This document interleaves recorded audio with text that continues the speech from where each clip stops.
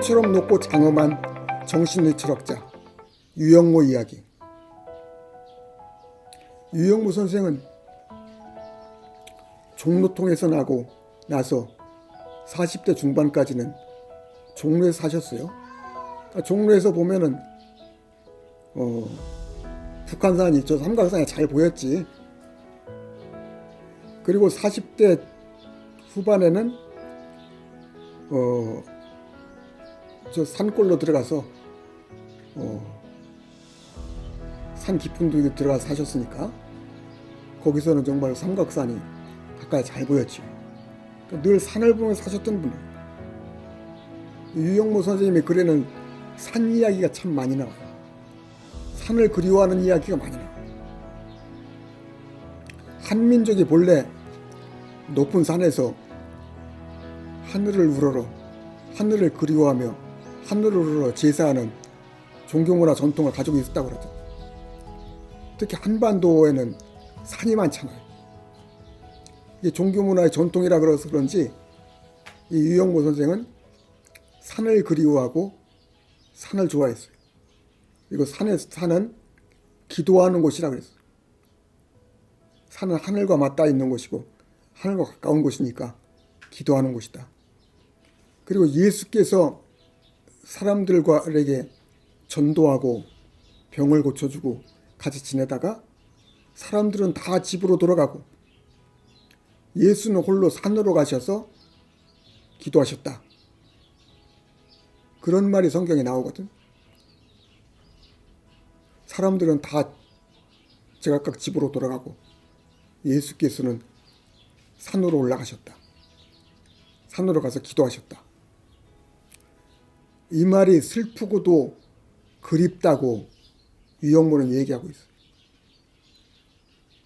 유영모는 집살림을 작파하고 예수처럼 산으로 가서 기도하는 생활을 하고 싶어 했어요. 유영모의 철학과 사상이 어렵다고 그러는데 그 문장이나 표현이 매우 난해하고 어려운 건 사실이에요. 이해하기 어려운 건 사실이에요. 그러나 유영모의 철학과 사상은 높은 산과 같아서 멀리 보면은 어떻게 생긴 모양을 알 수 있거든. 그 점에서는 오히려 유영모의 사상은 알기 쉽다고 할 수 있어요. 문장 표현은 어렵지만은 사상과 정신들이 어떤 건지 뚜렷이 보인다.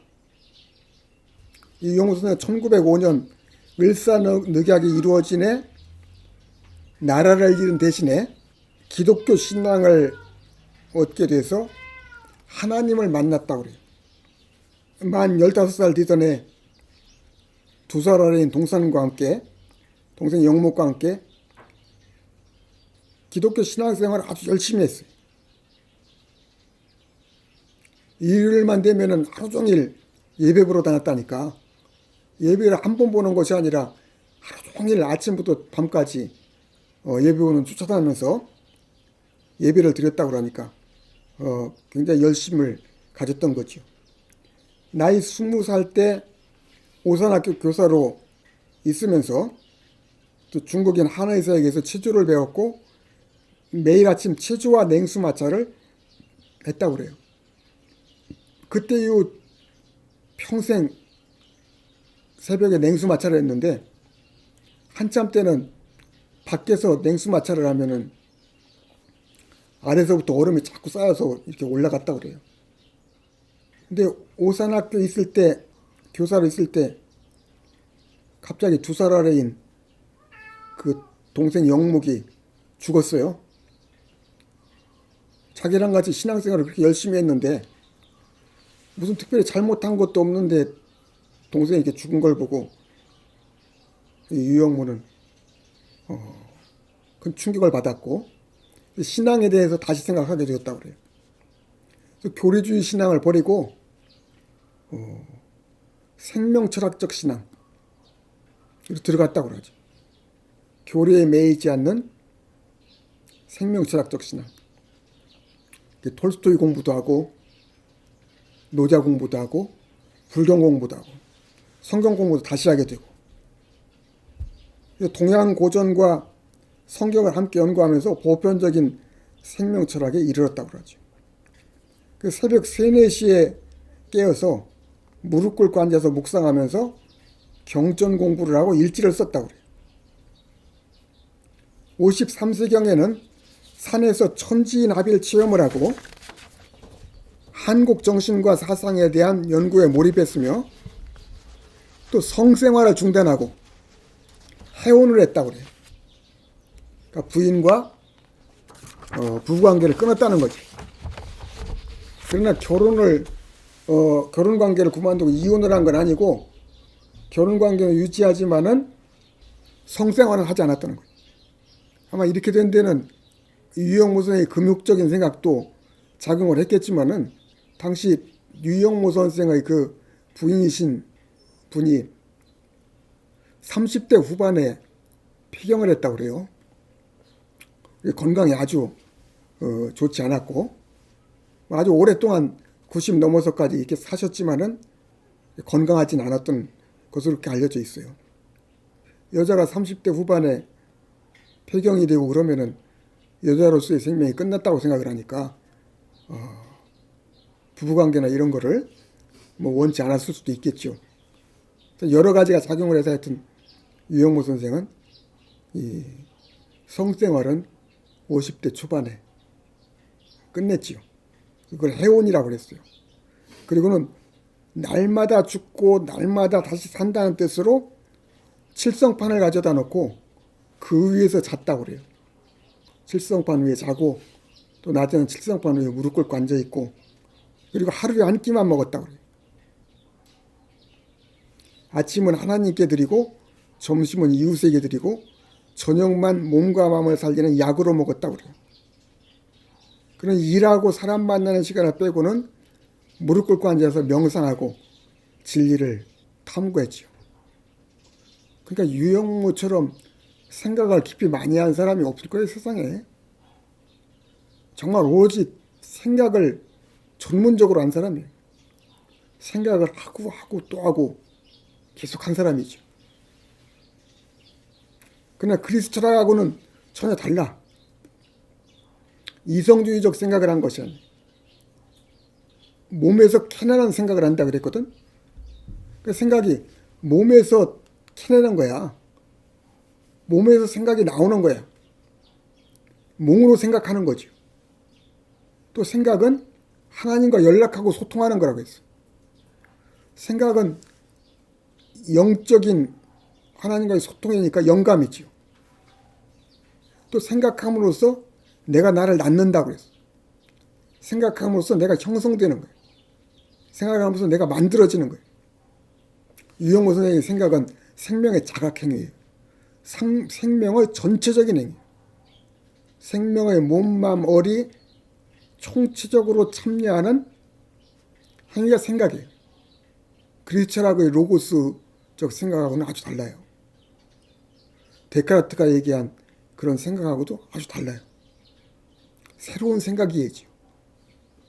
나는 1975년경 교회에 내가 퀘이커 예배 1년 동안 참석한 일이 있는데 어느 날 퀘이커 예배 끝나고 나서 사람들하고 같이 다석 유영모 선생 댁을 찾아가 본 일이 있어요. 다석 유영모 선생을 정말 몇 시간 만나볼 기회가 있었는데 유영모 선생 모습이 아주 충격적이었어요.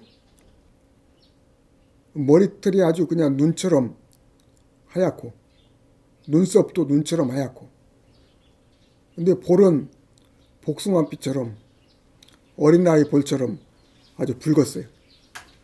입술은 아주 새빨갛다는 느낌을 받았어요. 신선 같은 풍모를 가지고 있다고 생각했습니다. 무릎 꿇고 앉아 계시더라고요. 무릎 꿇고 앉아가지고 얘기를 하는데 있을 것이 있을 곳에 있는 것이 참이고 선이고 아름다움이다 그래요. 있을 것이 있을 곳에 있는 것이 참이고 선이고 아름다움이다. 밥알이 밥그릇에 있으면 깨끗하지만 얼굴에 묻으면 더럽다. 똥이 똥통에 있으면 괜찮지만은 그 똥이 옷에 묻으면 더럽다. 또 생명은 스스로 하는 것이다 그러면서 발이 하는 것을 손이 돕지 말고 손이 하는 것을 발이 도우면 안 된다. 그렇게 말하고는 이렇게 하는 거다 그러면서 이 80대 중반의 노인인데 무릎 꿇고 앉아있다가는 한쪽 무릎을 세우더니 그 세운 무릎의 발로 벌떡 일어나시더라고요. 깜짝 놀랐어요. 그러니까 발이 일어나는데 손이 도움 안 된다는 거지. 생명의 스스로 하는 정신, 저마다 스스로 지가해야 된다는 그 자립정신을 일깨워 준 거라고 생각해요. 이 유영무 선생이 20대 때 일본 유학을 갔는데 머리가 좋은 분이니까 공부 준비를 잘해가지고 대학 입학 자격 시험을 합격해서 대학 입학을 앞두고 있었는데 갑자기 어떤 생각이 들어서 대학 공부를 포기했어요. 당시에 대학의 그 교육 이념이 부국 강병과 입신 양명이거든. 나라를 부유한 나라, 군사적으로 강한 나라로 만들고 개인적으로는 입신 출세해서 이름을 날리는 거. 대학 교육의 목적인 거예요. 이런 대학에 들어가는 것은 결국은 민족을 억압하고 수탈하는 거 아니냐. 지식을 쌓아가지고 나는 출세하고 높이 올라가고 내가 출세해서 높이 올라가면 올라갈수록 민중들과는 거리가 멀어지고 민중을 억압하고 수탈하는 거 아니냐. 그럼 대학을 졸업해서 출세하는 삶을 살면 살수록 하나님과 민중의 미움을 사는 삶을 살게 된다. 하나님과 민중의 미움을 살게 되면은 올바른 삶을 사는 게 아니지 않느냐. 성경에서 예수가 가르친 진실한 삶, 그거는 땀 흘려 일해서 먹고 남은 것을 가지고 사랑으로 이웃을 섬기는 거다. 이렇게 땀 흘려 일해서 먹고 남은 것으로 이웃을 섬기며 살려면은 농사 짓는 길밖에 없다. 농사는 나 혼자 질 것이 아니라 적어도 3대는 지어야 된다. 자기로부터 자기 손자들까지 적어도 3대는 농촌을 떠나지 말고 농사를 지어야 농사 지었다 소리를 들을 거다. 하나님과 민중의 미움을 받지 않으려면 그렇게 살아야 된다. 농사를 짓기 위해서 대학 공부를 그만두고 돌아왔는데 그 아버지가 보기에는 좀 황당했지요. 황당해서 농사지로 들어간다고 그러니까 네가 대학 공부를 안 한다는 것은 내가 어쩔 수 없는데 네 체격에 네가 농사진 경험도 없는데 농사짓는다고 하는 것은 납득이 되지 않는다.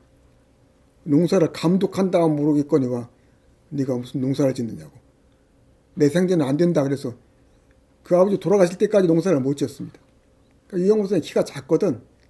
키가 작고 그런 농사 경험은 없고 그래서 아버지 돌아가신 다음에 3년상 치르고 동생들하고 재산 분배 다 하고 그 남은 거 가지고 산속으로 들어간 거죠. 그렇게 농사를 짓기 시작한 거예요. 농부의 삶이 가장 이상적인 삶이라고 이렇게 봤어요. 햇빛에 그은 농부의 얼굴이 노자가 말하는 진인의 경지인 화광동진이라고 그랬어요.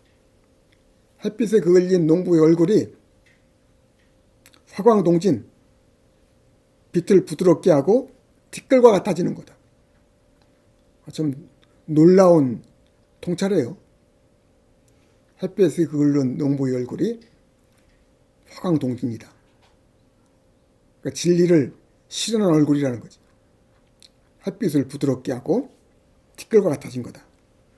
이영무 선생은 종로에서 나서 40대 중반까지 종로에서 살았는데 언제나 허름한 차림을 하고 천으로 된 가방에 성경을 넣고 걸어서 다녔다고 그래요.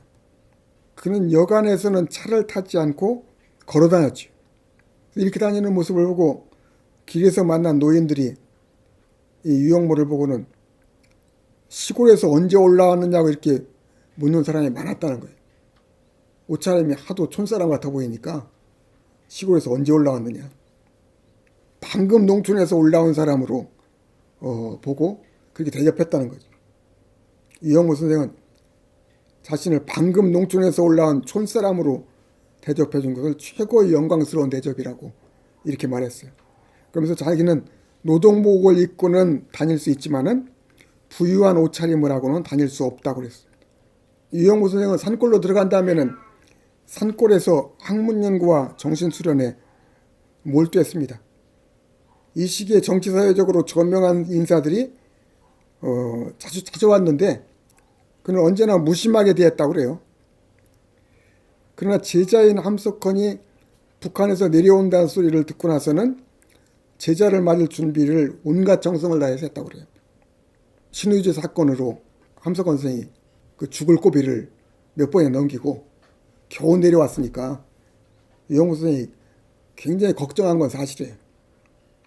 그래서 내려온다니까 아주 일주일 전부터 집안 청소를 하기 시작했는데 얼마나 요란하게 했는지 그 하나밖에 없는 딸 월상씨가 굴뚝 청소를 하러 올라갔다가 이렇게 떨어져 가지고 다리가 부러져서 기부스를 하고 오래 고생을 했다니까.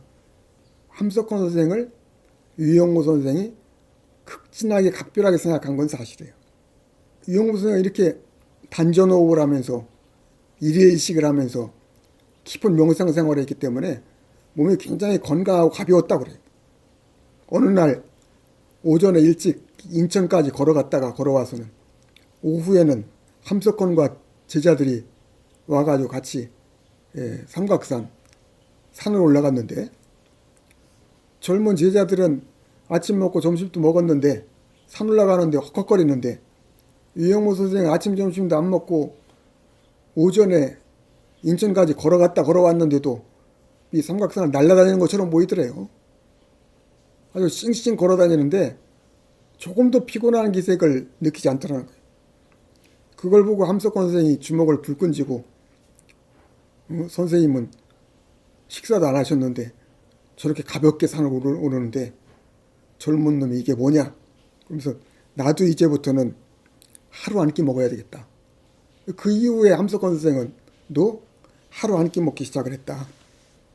유승국 선생은 성균관대학교 유학대학장도 지냈고 그리고 또 한국정신문화 원장도 지내고 그러면서 우리나라 철학계에서는 굉장히 저명한 분이지요.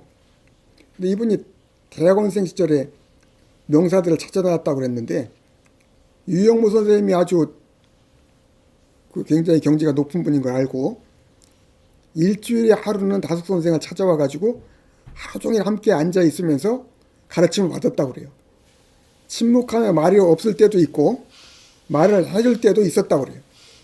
그러다가 이 유승국이 늦게 결혼했는데 유영무 선생이 이천까지 방문해서 축하해줬다고 그래요.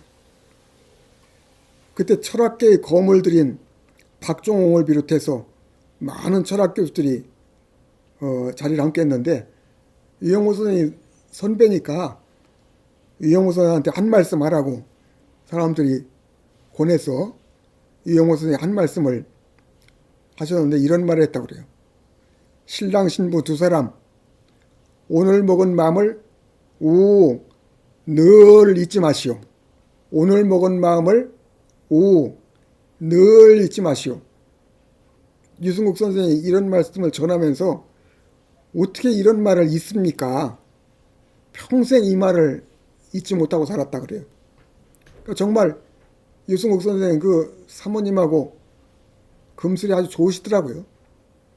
사모님 돌아가시기 전후에 유승국 선생을 배웠는데 그 부인에 대해서 그 간절한 사랑의 정을 절절하게 표현하는 걸 볼 수 있었어요.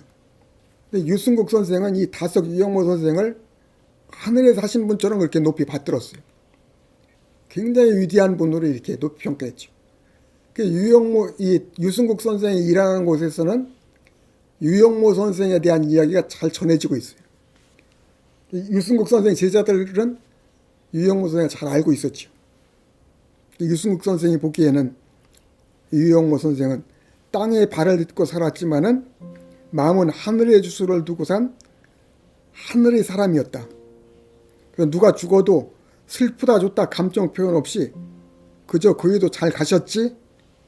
이런 말 정도로 끝내고 말았다는 거예요. 다석의 정신과 사상은 너무 깊고 높아서 이해할 수 없고 이해했다고 해도 설명할 수 없다고 유승욱 선생은 말했습니다.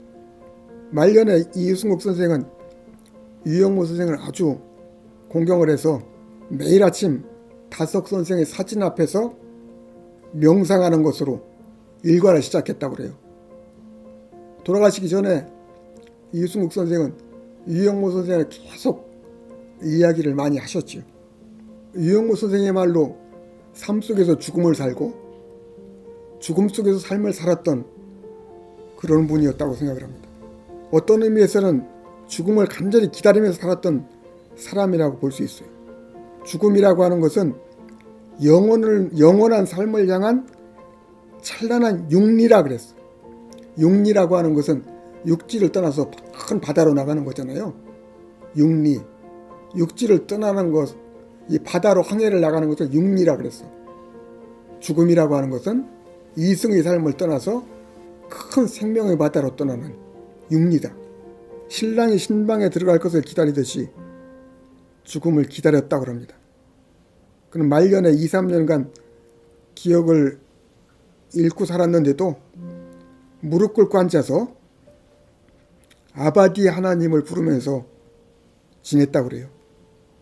마지막 죽는 순간까지 무릎 꿇고 고돈 자세로 하나님 아바디를 부르면서 살다 갔다. 죽기 전에 그 주변을 깨끗하게 쓸고 닦은 것으로 아주 유명하죠. 안창호 선생이 늘 환경을 깨끗하게 쓸고 닦았다고 했듯이 유영호 선생도 늘 주변 환경을 깨끗하게 쓸고 닦았죠. 삶은 깨끗해야 된다. 그래서 주변 환경도 깨끗해야 한다고 봤어. 또 깨끗이라는 건 뭐냐? 깨워서 끝내는 거다. 또는 끝내고 깨어나는 거다. 삶은 깨끗하게 살아야 된다.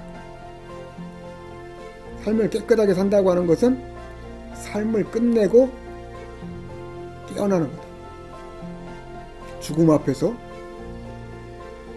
삶에서 깨어나 깨끗하게 사는 것. 그것이 인생이라고 본 거죠.